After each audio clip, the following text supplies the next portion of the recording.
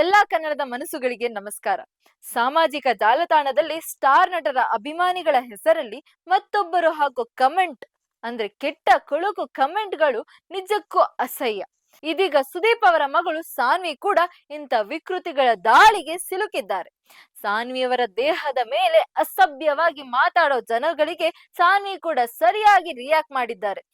ಇದಕ್ಕೆ ಸುದೀಪ್ ಏನು ಹೇಳಿದ್ದಾರೆ ನೋಡೋಣ ಬನ್ನಿ ಇವತ್ತಿನ ಸಿನಿ ಸುದ್ದಿಯಲ್ಲಿ. ನೀವು ನೋಡ್ತಾ ಇದ್ದೀರಾ ಬಿಬಿ ನ್ಯೂಸ್ ಕನ್ನಡ, ನಾನು ತೃಪ್ತಿ ಬಸವರಾಜ್. ಕಿಚ್ಚ ಸುದೀಪ್ ನಟನೆಯ ಮಾರ್ಕ್ ಸಿನಿಮಾ ಭರ್ಜರಿ ಪ್ರದರ್ಶನ ಕಾಣುತ್ತಿರುವ ಬೆನ್ನಲ್ಲೇ ಪೈರಸಿ ಮತ್ತು ಸಾಮಾಜಿಕ ಜಾಲತಾಣದಲ್ಲಿನ ನೆಗೆಟಿವ್ ಕಮೆಂಟ್ಗಳ ಕುರಿತು ಸುದೀಪ್ ತಮ್ಮ ಅಭಿಪ್ರಾಯವನ್ನು ಹಂಚಿಕೊಂಡಿದ್ದಾರೆ. ಚಿತ್ರಕ್ಕೆ ಎದುರಾದ ಪೈರಸಿ ಬೆದರಿಕೆಯನ್ನು ಗಂಭೀರವಾಗಿ ಪರಿಗಣಿಸಿರುವ ಅವರು ಈಗಾಗಲೇ 4,000ಕ್ಕೂ ಹೆಚ್ಚು ಲಿಂಕ್ಗಳನ್ನು ಅಳಿಸಲಾಗಿದೆ ಎಂದು ಮಾಹಿತಿ ನೀಡಿದ್ದಾರೆ.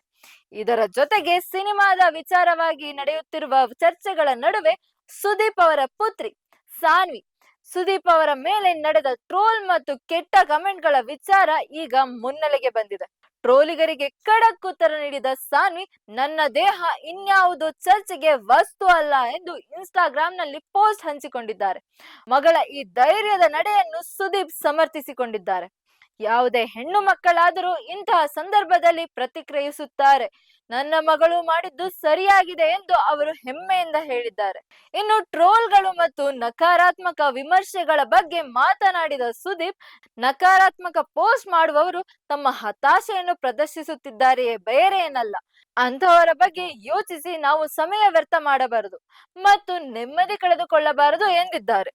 ಕರ್ನಾಟಕದಾದ್ಯಂತ ಅಭಿಮಾನಿಗಳು ನೀಡುತ್ತಿರುವ ಪ್ರೀತಿ ಮತ್ತು ಬೆಂಬಲದ ಮೇಲೆ ಮಾತ್ರ ತಾವು ಗಮನ ಹರಿಸುವುದಾಗಿ ತಿಳಿಸಿ ಅವರು ಒಳ್ಳೆಯ ವಿಷಯಗಳನ್ನು ಆಚರಿಸೋಣ ಎಂದು ಸಕಾರಾತ್ಮಕ ಸಂದೇಶದೊಂದಿಗೆ ಮಾತು ಮುಗಿಸಿದ್ದಾರೆ.